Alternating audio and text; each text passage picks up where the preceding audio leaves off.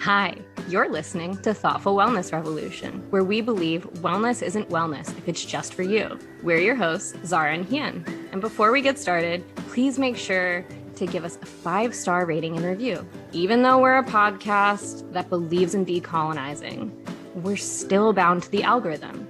So every little bit that you can help us out, we really appreciate it. And we thank you for all the support. Let's get into it. So today we are talking to each other and we're talking about a recap of season 1. We're going to give you a little insight to our plans for season 2, and we're going to give you a little bit more about ourselves so you can get to know us better and so we can continue to build this thoughtful wellness revolution. Hien, what's on your mind today? What's on my mind today is that I'm just grateful to be here with you, Zahra.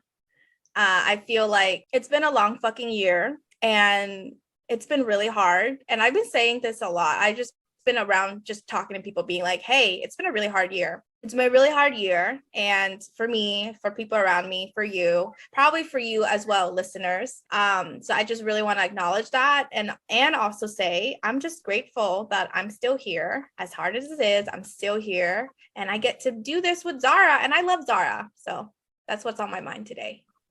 Well, I love you too, and that warms my little two heart and wells my little two eyes a little bit too much. But yeah, I do want to say it has been a really long and hard year. And if you are here with us and you made it through the year, please give yourself like a big hug or pat on the back or do something really kind for yourself, because we're all still moving forward, or moving side to side, or marching in place, or laying down even. It doesn't matter, you're still here. But what's on my mind today? I guess what's on my mind, see, I don't want to talk too much about what's on my mind because I feel like it goes into like my year recap, but like I am having a shitty chronic illness day, and and so what's on my mind is just thinking about man, I guess we're like really going in on this because I've been thinking about Let's go into it. I am thinking about how deeply and darkly our healthcare system, first and foremost, does not provide adequate care and support to Black and Indigenous folks, like priority number 1, like that is the biggest issue, but also to all of us, and specifically to people with chronic illnesses, and how that impacts the lives of so many people in this country, including myself. Oof. Yeah, that's a little bit, maybe more than I wanted to share, but is very true. You know, that is what I love about you, Zahra, is just your bluntness and your honesty and your realness, because sometimes it just needs to be said. Like sometimes it just needs to be said, like, yeah, this is what you're actually thinking about, because this is actually the world and the systems that we're living in. And, you know, let's not pretend that it's not true. Like it's everything that you said is true and real, and you don't need to pretend as if it's not. We're not here for spiritual bypassing, folks. That's a different wellness podcast. Absolutely. Exactly. And it's like, it truly is a level of spiritual bypassing that happens. And I mean, it's not just in spiritual communities, it's in all communities, and specifically, hey, wellness community, I am calling all of us out for the multiple ways in which we put people's health issues back on them. How many times have you told a person with chronic pain, oh, have you done yoga? Because I can think of 1,000 instances I have. And it's like, I, as someone who has now developed a trauma-informed lens and tries to teach in a trauma-informed way, I've obviously learned a lot since then, but like, I can think of like in the beginning when yoga was the thing that really helped me. Oh, it must be able to help you too, right? Or, you know, have you tried meditation to calm your anxiety, or this or that? And it's, there are so many practices and so many people within the wellness space that don't have, I mean, most of us, I honestly have been sick for years without knowing it. And I think we'll get into this a bit more later, but this year I became a dynamically disabled person. And that even feels weird and gross to say because I feel like an imposter.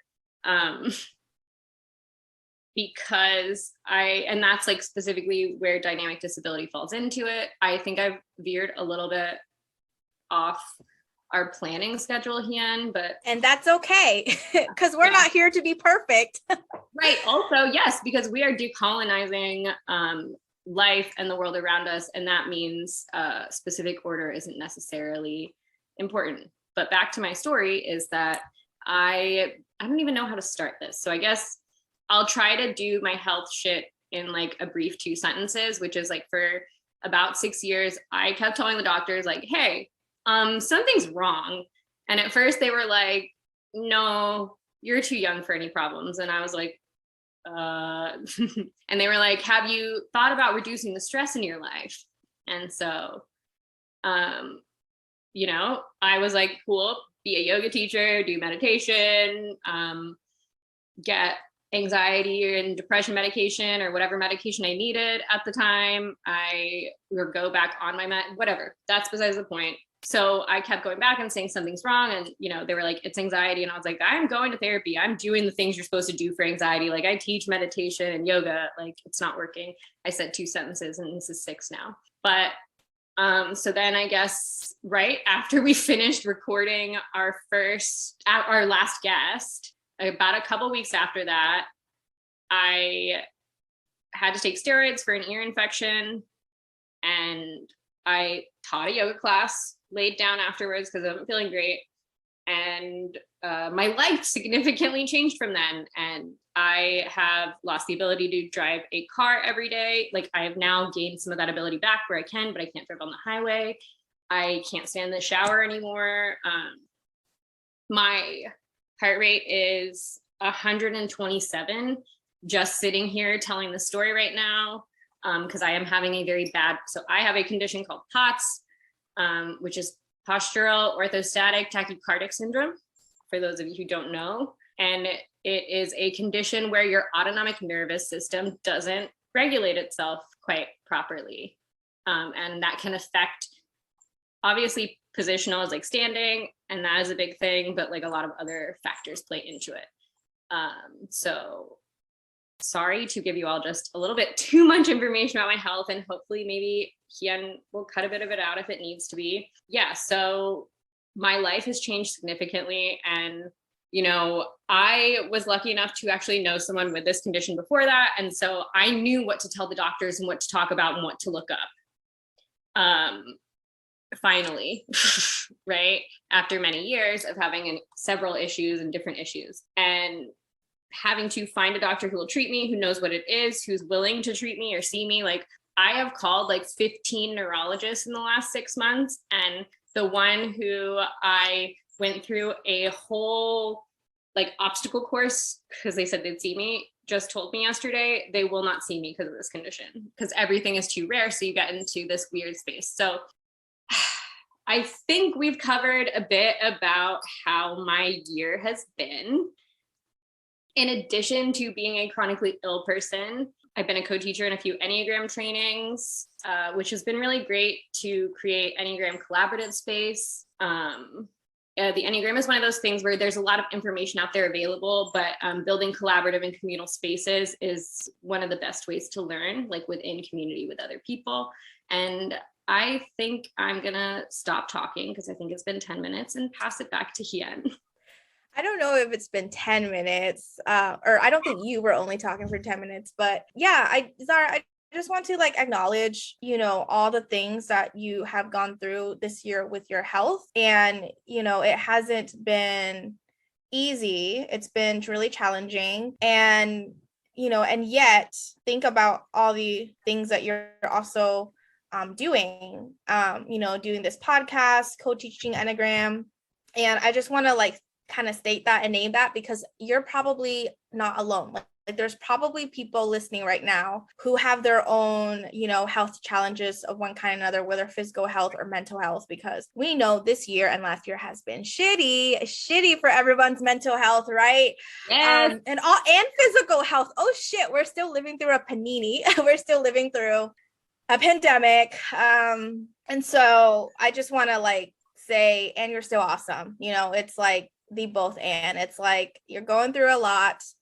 I wish that you had a better healthcare system. I wish that you had more doctors who would listen to you and make this a more smooth and easeful process for you. And I just also want to acknowledge, you know, all your awesome accomplishments this year because, you know, Zahra, I'm so grateful for Zahra, as I think I said that already, but that's okay. There can never be too much love for each other in this world, honestly. You know, I'm just so grateful for Zahra for doing this podcast with me. And we have so many conversations that I'm always like, we should have hit record. Like we should have hit record because Zahra just has so much wisdom. And just wanting to share a little bit about my year. Well, I, as many of you probably know, am a yoga teacher and mentor, and I had the wonderful honor to work in the Embodies Yoga's Roots 300 YTT, and that was a very transformational teacher training. It's run by Susanna Barkataki, which both Zahra and I know and love. And yeah, it was just a really beautiful experience, and it ended recently. It was the last 6 months of the year, and I'm just so inspired. And so I will be honest and say, usually around November, December, I get super existential, and I still do. Like, don't get me wrong.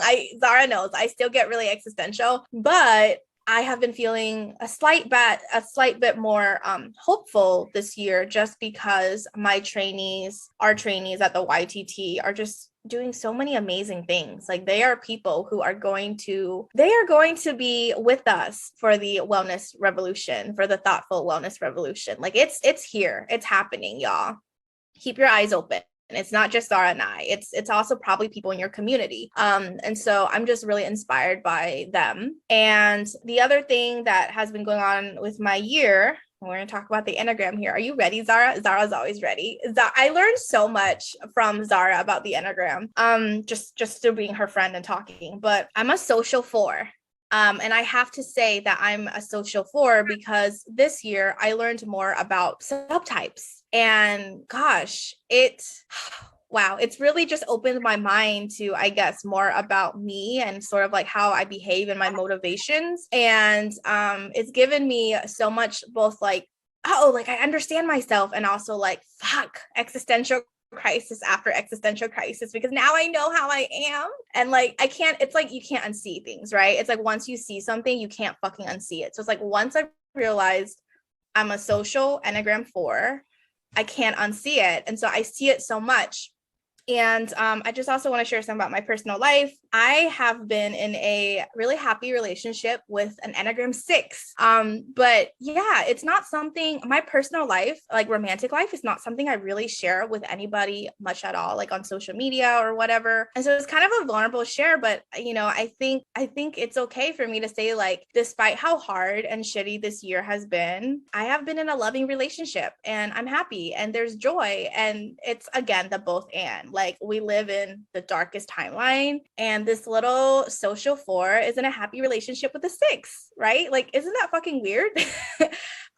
So yeah, I'm gonna take it back to Zahra. Okay, I love your share. I love the vulnerability with sharing about the person you're dating, whose name I'm not going to mention because I'm really bad. Whenever I'm not supposed to say someone's name, I'm just like, oh, this person.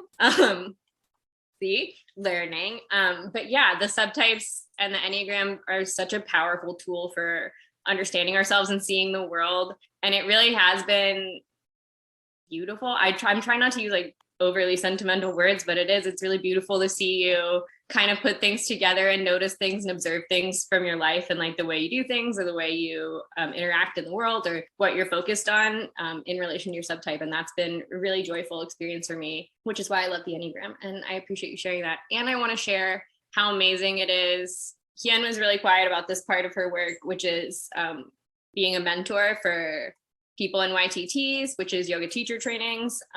The way she's able to provide to spaces what people are missing and like recognize what people need and how to support them, and be able to offer a level of support that is deep and impactful, I think is something, it's one of those things where you can't see it in yourself always, you know, because it's like you live your life every day, but I see it so deeply in Hien. And I want to bring it back to like the balance piece of, yeah, I think it's both and I appreciate that you always bring me back to the and, because I do want to add, this has been a really hard year, but a really good year in the sense of we created this podcast. We have built this really beautiful space where we are getting to talk to and share and highlight lovely, amazing people. I have really deep and meaningful friendships in my life. I have found a really great community for chronic illness and POTS. So there are lots of connection and great things. So yeah. Do we bring it back a bit to our intentions for what we wanted to do when we started at the beginning of 2021 and kind of how that all played out, Hien? How did that all play out for us? Yeah. So, oh gosh. First, Zahra, I just want to say, like, you had my heart like welling up and feeling kind of gushy. And you know what? Honestly, I'm okay with the sentimental words. You want to describe something as beautiful, do it. Like, give me all the sentimental words right now. I need something to live for and to feel for. But yeah, so gosh, this podcast has been such a journey. And okay, this is how it started, is I think like late last year. I was talking to Zahra about wanting to do a podcast like this, wanting to platform and highlight BIPOC in the wellness industry, who I think are like doing wonderful things. And Zahra was like, yeah, let's do it. And so basically we did it, and our plans was to interview folks and have shit come out in, I think we originally stated March. This is a really interesting, funny thing, is like, we're like, yeah, we're gonna get this out in March, right? Like, rah, rah, rah. And like, you know, I'm gonna expose ourselves even more about our signs. So Zahra is a Sagittarius sun with a Capricorn moon, and I'm a Leo sun with a Scorpio moon. That's a powerful combination, y'all. Like, we are powerful. Like, we get it going, we get pushing. Like, that's why we're so blunt. This is why we're gonna be saying the things this is why we say the things we say, right? And there was so much excitement and fiery energy in the beginning, and so we get our interviews done. You know, it's beautiful and great. At one point, we were recording through Mercury retrograde, right? We kept it pushing through Mercury retrograde. That's the funny thing. And then, you know, as life happens, we did not, as you know, release until September, right? So there was a 6-month gap from finishing the interviews to editing. And also, people don't tell you how much work goes into marketing and like writing up the summaries and getting like all your shit in order, right, to put up a podcast. Because if you're a listener, like I was only a listener before this year, it's like, oh yeah, like a podcast, it's just like audio and it's just there. But it's like, to get it there, like, we know how the sausage is made, and it took time, and it took work, and it took slowing down, because life during a pandemic, and Zahra's health, also my mental health. I had like depressive episodes. Like we would go for like a few weeks without talking to each other just because of life, right? But the thing is, you know, what I liked about it is that we still got our podcast out. We still got the voices that we wanted to platform out. And I felt like it was like a decolonizing way to get this podcast out, which is the point of it anyways, right? Imagine if we were like, fuck it, we're gonna burn ourselves out and push ourselves even though we're sick and depressed and tired, just so we can get it out in March. We would be such hypocrites. Oh my gosh, sorry, I didn't want to interrupt you, but yes, I absolutely love that, because yes, that like the decolonization process and decolonizing as a way of life and a perspective and a value through which to live your life, because truly decolonization is a value, right? They're like the things that are important to us that make up where we put our energy and how we focus on the world. And like, we all need to be valuing decolonization, and we're not like trying to put content out for content's sake. Like, we want to give you quality work. We want to do things in a way that feels good for us and feels good for you. I also think it's really easy to get burnt out on a podcast when you have it released every single week, every day, all the time, whether you're giving it, whether you're listening to it. Yeah. And I just think that's one of the things, that Hien really highlighted and wanted to bring to this was, I want to start a podcast. I want to do it in seasons.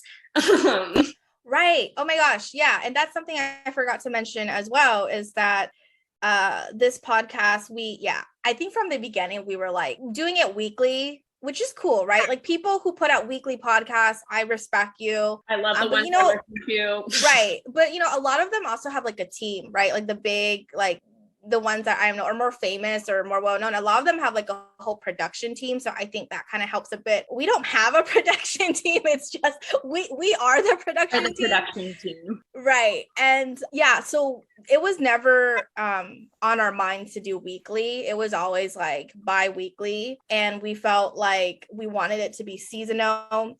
Originally, we wanted to have 2 seasons out by the end of 2021. But again, life happens, pandemic happens, people's health situations can be really unpredictable, especially again, we're living in Panini. And so, yeah, but and I'll also be honest and say, like, you know, maybe as we are talking about this now, hopefully it sounds, you know, like it makes sense, and hopefully it inspires you to decolonize how you do the different projects in your life. But it also was hard. Like I felt sad sometimes because I felt like, fuck, I'm failing, right? Like I'm failing as a podcaster because I have these episodes, but I haven't gotten to editing them because I'm a depressed piece of shit. And like, what can I do? And like, I did feel that way at times. And I just want to say that if that happens as part of your decolonizing process with like how you do your work or how you do projects and how you live life, like that is normal. And I am also grateful that, you know, I am somebody who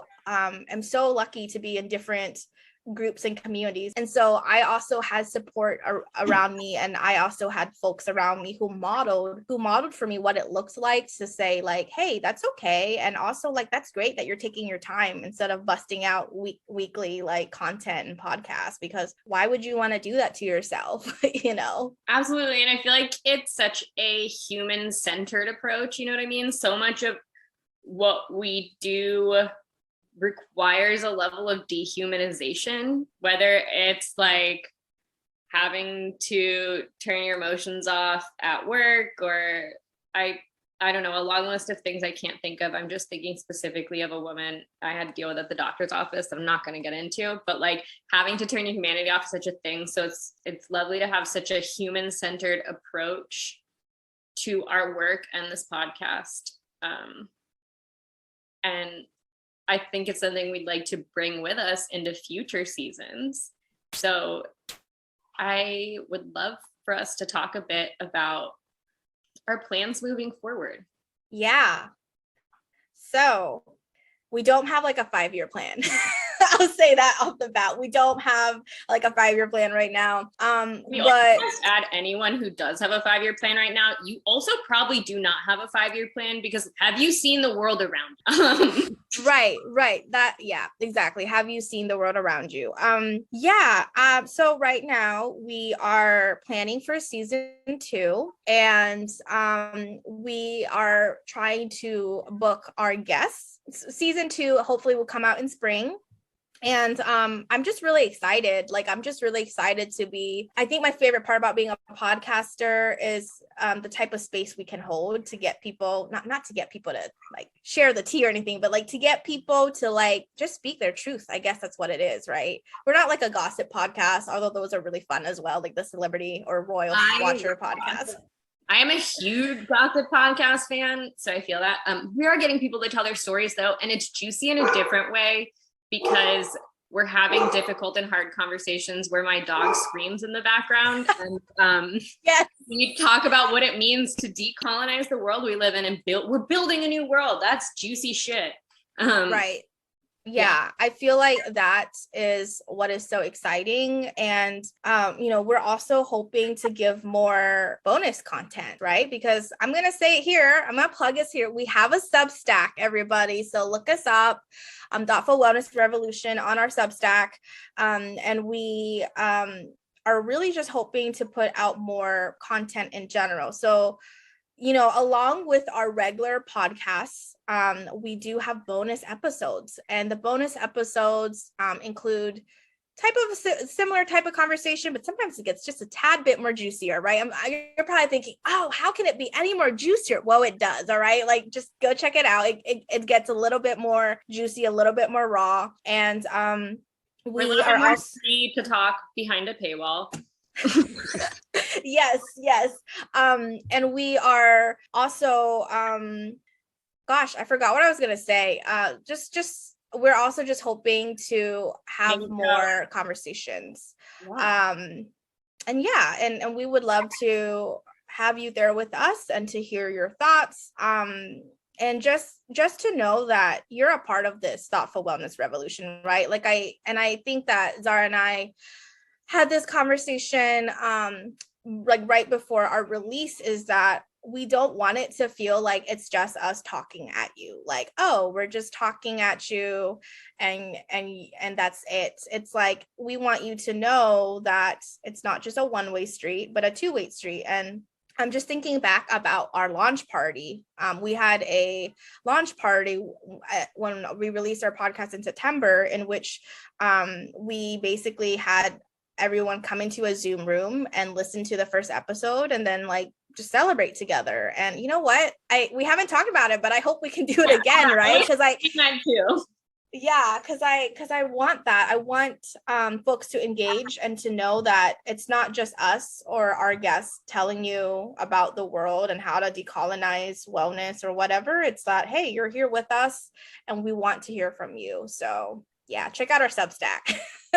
Absolutely. And I feel like that also goes with like we want to take the hierarchy out of it. We're not above you, and we don't think anyone's telling you things. Like, we want to have conversations because that's thoughtful wellness. You know what I mean? Like, it's to have conversations and figure out what our roles are, because we all have a different role. So yes, yeah. We have a Substack if you're interested. And if you want to have conversations with us about anything you've listened to in the past in the last season, please feel free to reach out to us, because conversations are how we learn to see the world differently and make change. Right on. And yeah, I'm wondering, Zahra, if you want us to go into talking more about, you know, what it means and looks like to decolonize wellness. And it can also be a part of, you know, what we're trying to build here, of course, with Thoughtful Wellness Revolution. But I feel like, well, I just want to first say the word decolonize blank gets thrown around a lot, right? Like, that's a word right now. Yeah, it's a hot buzzword right now. And so when we talk about it, or I guess I should be specific, when you talk about it, Zahra, what do you mean? Like, what are you hoping to see when you say you want to see wellness decolonized? When I say I want to see wellness decolonized, that is a few different things to me. In one regard that is very, very important, it is the recognition, the uplifting of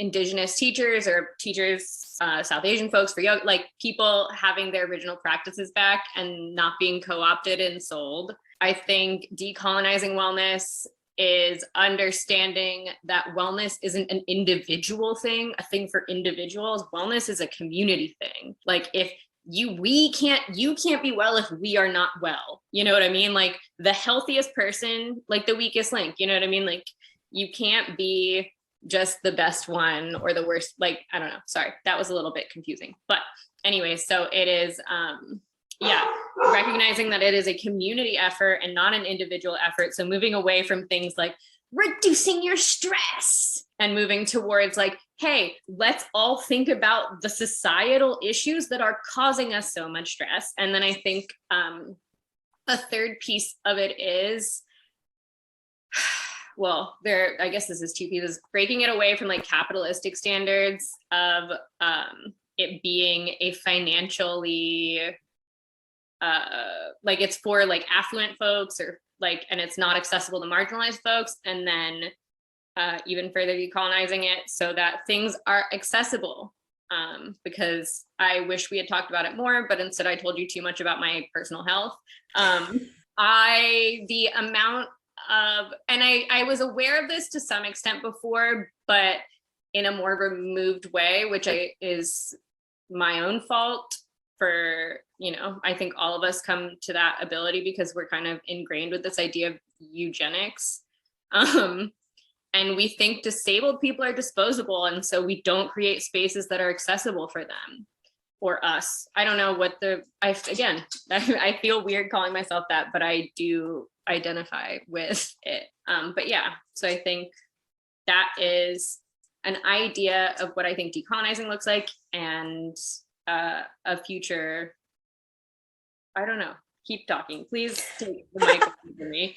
Zahra, no, I think you saw me nodding along and like whatnot to what you're saying, because I feel as if yes, and yes to everything you're saying. I definitely think for me, a decolonized wellness, what that would look like or feel like is that, and I go back to this a lot, and I think we mentioned it earlier, it's just like people's humanity needs to be considered. And part of our humanity being considered is, yes, it is going to be on the individual level, right? But it also needs to be on the collective level. And, part of that is really, I guess, interrogating the norms, right? Because I think I learned this idea. I forgot how it was put in my textbook, but like years ago, when I was a college student and an aspiring academic and all that, I had taken an undergrad class on like media studies. And so I feel grateful that I'm media literate. I think a lot of people aren't, and that's why we have so many problems in our country and around the world, right? And so I took this class on like media and like learned about media literacy. And I think one of the things that I learned about was how like we don't necessarily ask why the norm is the way it is. Like we don't tend to question the status quo. We're just kind of like, oh yeah, like this is just how things are, right? Like we don't really look beyond that unless we like have the knowledge that we could, right? And so I'm like blowing Zahra's mind. Sorry if I'm blowing your mind. No, I just connected a dot for me that I will share after. Keep going. Okay, yeah. And so ever since I took that class and learned about like media literacy and perhaps questioning the things I saw in the media, like in the news, or like representation and diversity, as well as like who is in charge of like the media companies and the news that we have, right? Like once I learned about that, I kind of felt like I began to question, like it didn't happen overnight, slowly question all the quote unquote norms around me. And so when I became a yoga teacher and got into the wellness industry, I did that, right? Like I began to kind of question, like, wait, why are we doing it like this? Like why are we okay with like clothing companies that make billions of dollars but that are super problematic? Like why are we okay with teachers not being paid very well? Why are we okay with the norm of a yoga studio or class not being accessible for disabled people, right? Like why are we okay with that being just like, oh, or like if there are disabled people, like, or even older folks as well, or like any other kind of, I guess, not in the norm of a group, it's like, oh, we might have a special yoga for blank classes, but we can't just include them as part of our norm. And so I think part of, and Zahra, you talk about you going on too long. I'm going on too long now, but I guess I'm just thinking about how part of decolonizing wellness for me is being able to question the norms, because a lot of us are accepting of the norms, or, we're just raised in it. It's all around us. And it's some pretty colonized ass shit, it's some pretty colonized ass shit. And so another part of that in terms of questioning the norms is to really honor, respect, and look at Indigenous viewpoints, because something that I have discovered is that the more, and I don't really know a lot, I'm not an expert, but the more I am aware of how Indigenous groups live their lives and like honor their land, that's a big one. The more I learn about it, the more I realize that like shit, things don't have to be this way just because it is, right? We've kind of accepted it, we're conditioned into it, but like there was a time in this fucking world, in the history of humanity, that things weren't always like this. And I just want to say that, because if you're like me and you get into heartbreak and despair and you feel discouraged, it's like I just want you to remember that there was a time where people thought it was normal to to have kings and queens rule them, right? And now we don't anymore. Now we have presidents and prime ministers, and they're shitty people too, but like it's a different system basically, right? I mean, I guess what I'm saying is like it's possible that things can change, right? And yeah, so I basically that is what a decolonized wellness looks like for me, is being able to question the norms and being able to honor indigenous ways of thinking and doing things, and that includes land back. Like, I don't know, that now we might come off too political and too spicy, but I do believe that includes land back and really listening, because we're based in the US, super colonized place, Turtle Island here. We really need to like reckon with that. Yeah. Absolutely. Thank you so much for sharing all of that. 1,000% land back. It's not radical. It's literally, okay, I'm not getting into it because we don't have time for it, but because I really want to circle back to, I have been thinking, I mean, I think about this a lot, but it's come up a lot for me in this past week, is I've been thinking about how we've all been brainwashed and conditioned, and basically since like the 70s or the 80s really, so like Reagan era, we've all been brainwashed that we figured out the best way to do things and we were doing them that way. Like, because like think about it, like fashion trends have just been going secularly, right? Cycling through fashion trends. Like you think about like things that are popular, like we've been stuck in this bubble of like making the cell phone smaller, making the cell phone bigger, making the TV bigger, making the TV thinner. You know what I mean? Like we're basically just circling through a bunch of ideas because we've been sold this idea that we've been given the right solution, which is that we're living under it. But like, if 2020 and 2021, and really truly many years before that, have showed us nothing except this, it's that things are not working and there is a new way. So yes. Yeah, wow. When you mentioned Reagan, you fucking brought me back to like undergrad, college, because like, yeah, so I studied political science, politics, and I did an interdisciplinary degree in politics, philosophy, and economics. That was what my program was called. And in my program, I mostly took like econ classes. And you just brought me back because I remember like, I just feel like in every class, or at least with like the cool professors, they were not afraid to call out Reagan years. And yeah, I basically feel like that was when neoliberalism really started to thrive. Yeah, like that's when the neoliberal ways of living life and doing things really started to thrive, and we still have it. And for some reason we're so like, I don't know if we're attached to, I guess it's internalized or injected neoliberalism and indoctrinated into it. Right.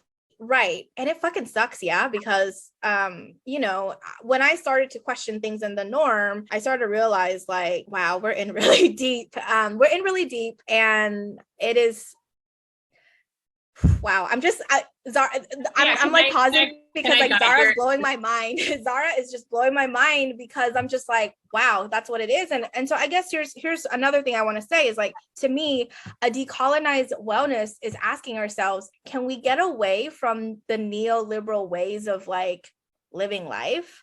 Like where everything is about optimization of the self and the individual. And like, if you want to better yourself, instead of like just going into your community and talking to them like a human being, it's like you have to pay for a high paying coach. You have to pay for a high, like expensive training, and like you have to get certificates, and it's like this weird optimization of like our human selves, and it's fucking bizarre. I'll leave it at that. Zahra, you share what you think next. Well, no, absolutely. Well, and I want to say that, like, sorry, everyone, that is my dog knocking things over. She has her own agenda, and she also disagrees with Reaganomics. But what I was going to say is, like, I also love that you tied, like, because I think media literacy is the piece that I was missing, because I was like, why are we all like, why has this been circling and circling and circling, and we think we just figured it out and we don't need to think about it anymore? And media literacy, I think, is so important. But also the second part of that is when you become overwhelmed and existential about it, because you're like, we are in so fucking deep. This is, I think, the number one thing. I like Hien said it, and I'm just adding another groups of people to it. but is listening to Indigenous folks, I think listening to Black women, and I think listening to disabled folks, because you're looking, I mean, Black people all in general, but like, I just have such an admiration for Black women, and like the way, like I think about Bell Hooks and Angela Davis and like so many people who just have so many brilliant ideas. So there, and like Indigenous communities are out there doing it. People are like worried about climate change and stuff, and like Indigenous people are out there tending to the land and living with the land, and like we could learn that, but instead we're like, what do we do? Which I feel, because we all feel that way. But like disabled folks, like look for the marginalized folks, and if someone is more marginalized than you, this isn't like everybody who's marginalized and more marginalized than you knows more than you, but like people who are in different positions than you will have more understanding and more knowledge because they have a different experience of life and they have been pushed out to the side, so they understand what's missing in a way that some of us can't. Right. Yeah, so don't feel hopeless, look to other people. Right. And that's, I mean, that's part of why we are doing this podcast, is because, I mean, yes, everything Zahra said, if you're listening to this podcast, you probably agree with us, to be honest, right? But like, I guess that's the reminder, is like, there are people who are speaking and who have a voice. It's just that because of media illiteracy, right? We're not very media literate in this country, because we're not very informed in this country. Gosh, we're very misinformed, right? Like because of that, you know, this podcast, we hope to take some of those people who are usually in the margins and really center and uplift them, so that then you can realize like there are people who are already trying to do things differently. There are people who are doing things that feel much more liberating. There are people who are doing things that are not your standard, like neoliberal self-care BS, right? And that's really important. Like they need to be fucking highlighted, because, you know, it's hard to really find them and realize them. But if you look around you and you don't see them, you know, that's a problem. And I know that's a problem. And because I know that's a problem, that is why Zahra and I are here. This is why we're trying to do what we do. And, you know, it's not to say that we will perfectly get it every time, because we won't, and we can't interview every single person we want to, which we do. Like I honestly hope this podcast has like 50 seasons, right? Like I really hope it has so many people, but we can't do that, but we are trying our best. And we also do encourage you just to think about, you know, how media literate are you? Like the media that you consume, you know, what is the narrative that's being shared with you? And have you questioned any of it? And you know what, that includes us. If you want to question us, do it. I mean, I think you should, right? Like I'm sure there's a lot about us to question as well. Like we're imperfect. We're human and we aren't going to get it right every time. And I love that you said that, because I feel like I get it wrong all the time, and I have to be like, oh, okay, I didn't know that, and now I can learn and do better. And I think if you have constructive feedback for us, we love that, because we love to learn how to do things better. And also being non-judgmental towards yourself, and practicing self-compassion, which if you need to learn more about self-compassion, I'm going to go ahead and plug Hien's virtual self-compassion course that you can buy, which genuinely helped me a lot. And I have mentioned it on a different episode, but practicing self-compassion, that's available on her website, hienhong.com. But anyways, practicing self-compassion when decolonizing and when trying to learn media literacy or any other practice that we've been talking about here, the self-compassion is necessary, because you're not going to get it right every time. And that's okay. Just keep going. Like you get to be gentle with yourself and try again. Right. Absolutely, Zahra. Thank you for plugging me. Something I also was thinking about is like, and you know, I'm very passionate about self-compassion. So yes, definitely. If you want a course or you want to talk to me about it, I will not shut up.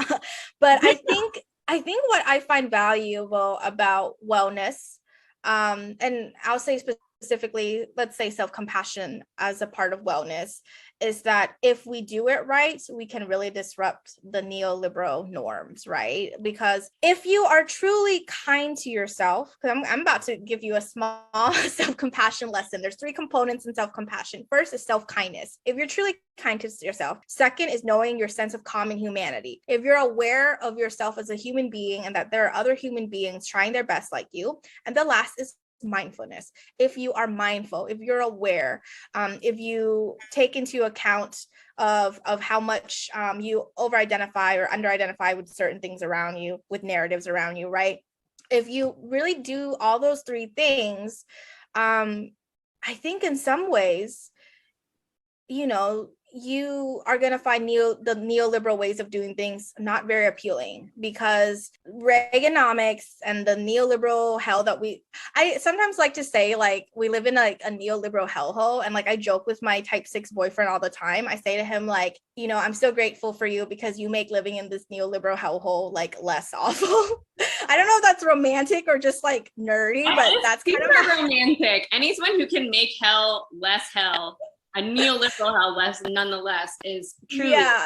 Yeah. And so all that to say is that, like, you know, the standards that we're living by, the neoliberal hellhole that we live in, they don't want us to truly practice self-compassion. They want us to buy self-compassion courses and books and programs and trainings, right? They want us to like consume those things, but they don't really want us to live that way, because if you live that way, you may find that you don't need all the things they're trying to sell you. You don't need this quote norm and this way of life that they're trying to sell you, that you're not enough, right? That's kind of, have you noticed that, Zahra? Like, I'm sorry I'm going on another tangent, but like, have you noticed that like the way that we live in the world, there's so much that's trying to tell us that we're not enough and that we shouldn't be kind to ourselves and that we need to dehumanize ourselves and each other, and mindfulness, like, fuck that, unless it's like a program you can buy.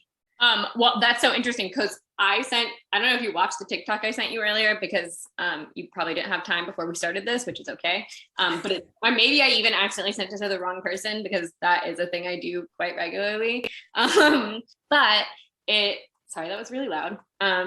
But it talks about, there's a book out, and I don't remember the name of the book, but they were talking about how, like, basically the military and big corporations like Google and stuff are investing so much money into mindfulness and wellness spaces, but only to the extent that it makes you, okay, they're doing it in a way that detaches them from their humanity by basically saying, like, oh, well, like, if you're stressed out about making this project that steals people's data, just go meditate for an hour.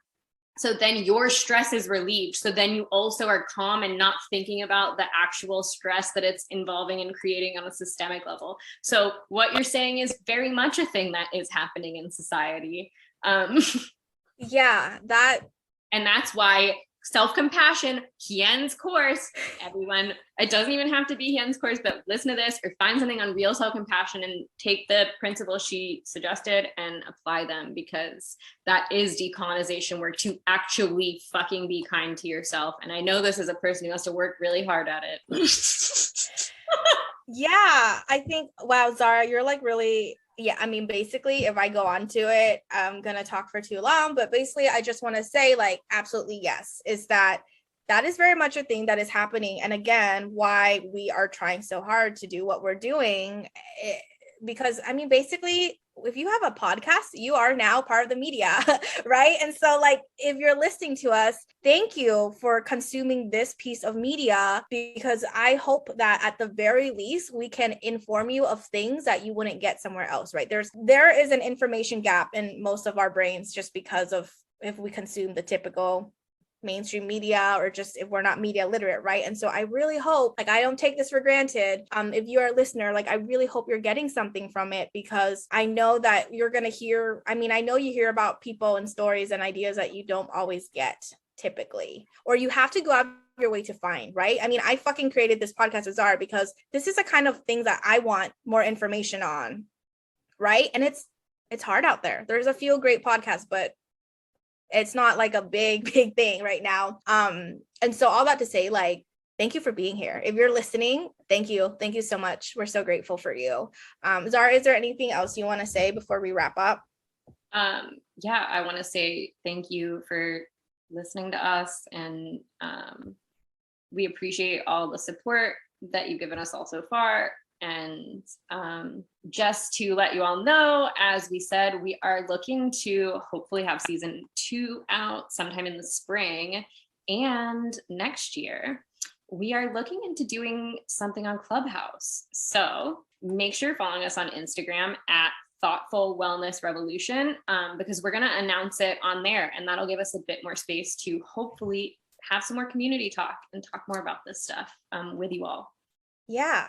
Thank you so much for listening to Thoughtful Wellness Revolution. As a reminder, please remember to review and subscribe to wherever you're listening. This helps us to grow the podcast. And if you want access to more content and episodes, you can subscribe to our Substack for $5 a month. And again, you can find us on Instagram at Thoughtful Wellness Revolution to share your thoughts. Bye for now.